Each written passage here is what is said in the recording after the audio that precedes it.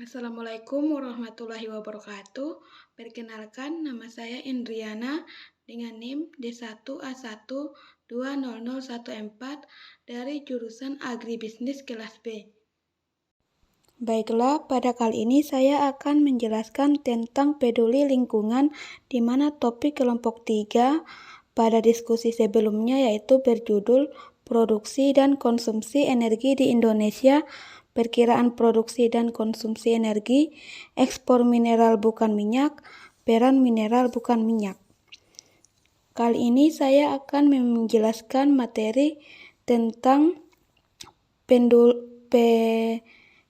peduli lingkungan terhadap peran mineral bukan minyak. Energi merupakan suatu kebutuhan pokok yang tak terpisahkan dari manusia. Hampir semua sektor dalam kehidupan ini membutuhkan yang namanya energi untuk mencukupi kebutuhan manusia. Sedangkan seiring berjalannya waktu, sumber energi konvensional seperti minyak bumi dan batu bara semakin menipis. Hal tersebut dikarenakan bahwa sumber-sumber ekonomi konvensional tersebut merupakan sumber energi yang tidak dapat terbarukan. Artinya, sumber energi seperti ini suatu saat akan habis.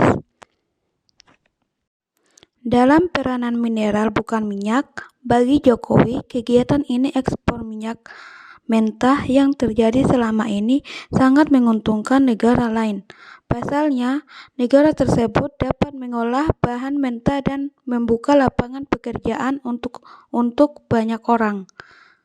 Sementara di Indonesia sendiri masih terbuat dengan ekspor mineral mentah sehingga nilai tambah yang diperoleh sangat minim. Menurutnya, saat ini pemanfaatan sumber daya alam telah mengalami perubahan paradigma jika dahulu hanya dijadikan sebagai komoditas semata. Saat ini sumber daya alam merupakan modal pembangunan. Jano mengatakan bahwa ini kebutuhan dalam negeri harus dipenuhi terlebih dahulu, sehingga masyarakat mendapatkan manfaat atas sumber daya alam yang dimiliki. Janon menambahkan bahwa Kementerian Ekonomi Sumber Daya Manusia berperan menjadikan sumber daya alam sebagai motor pembangunan bagi daerah melalui hilirisasi sehingga akan meningkatkan nilai jual dari produk tambang.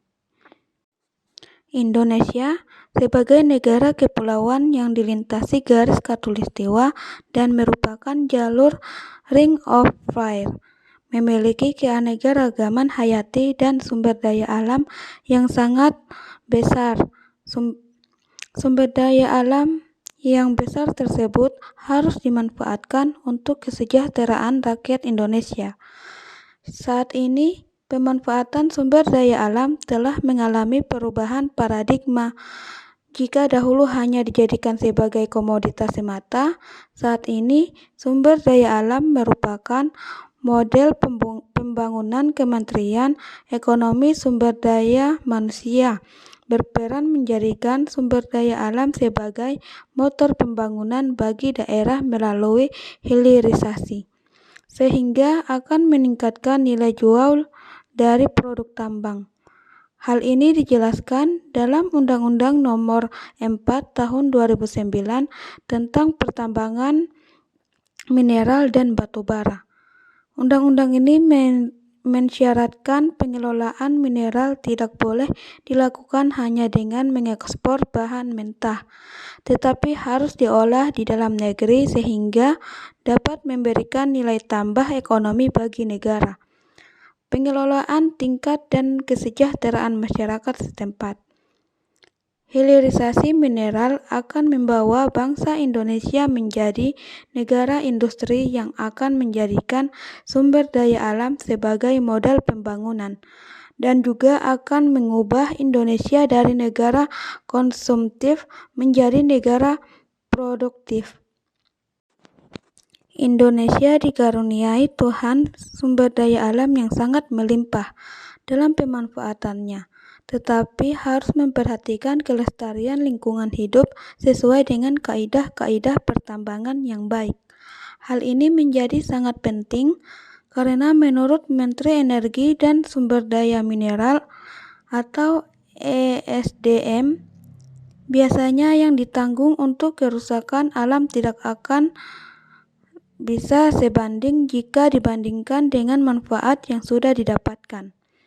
Pengelolaan lingkungan hidup, harapan dan aspirasi masyarakat pada kegiatan usaha pertambangan harus sejalan dengan upaya perlindungan lingkungan hidup, dan hal ini sudah menjadi perhatian masyarakat dunia yang semakin menguat. Khusus untuk batubara sendiri, pemerintah tetap memberikan porsi yang signifikan dalam bauran energi nasional.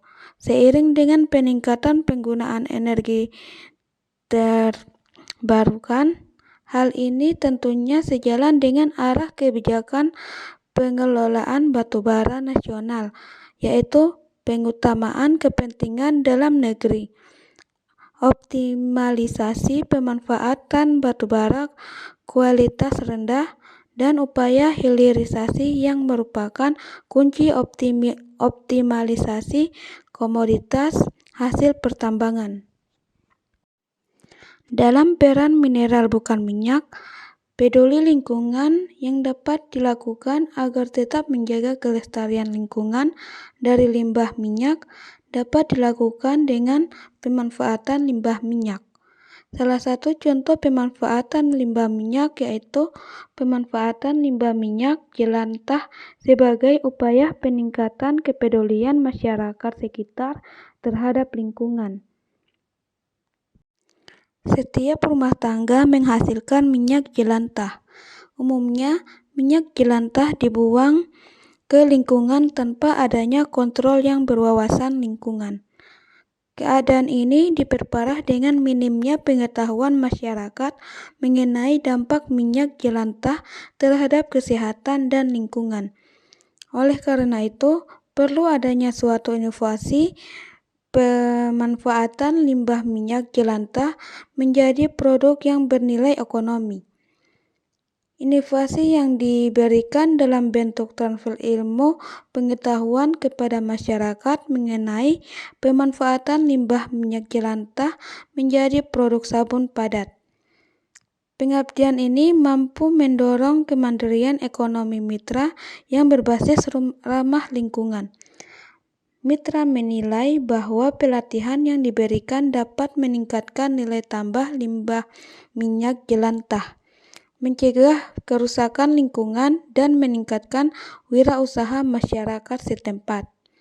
Selain itu, dapat mengurangi belanja rumah tangga dalam hal mengurangi belanja bahan pencuci, peralatan dapur terkait perekonomian yang dirasa berat.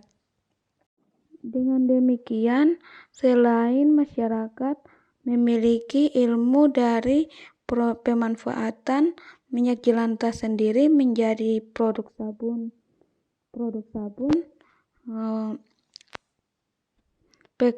masyarakat setempat juga mendapatkan penghasilan tambahan untuk memenuhi kebutuhan keluarga mereka masing-masing. Demikianlah materi yang dapat saya sampaikan. Semoga dapat bermanfaat bagi teman-teman semua dan teman-teman semua dapat peduli terhadap lingkungan di sekitar kita. Saya akhiri. Wassalamualaikum warahmatullahi wabarakatuh.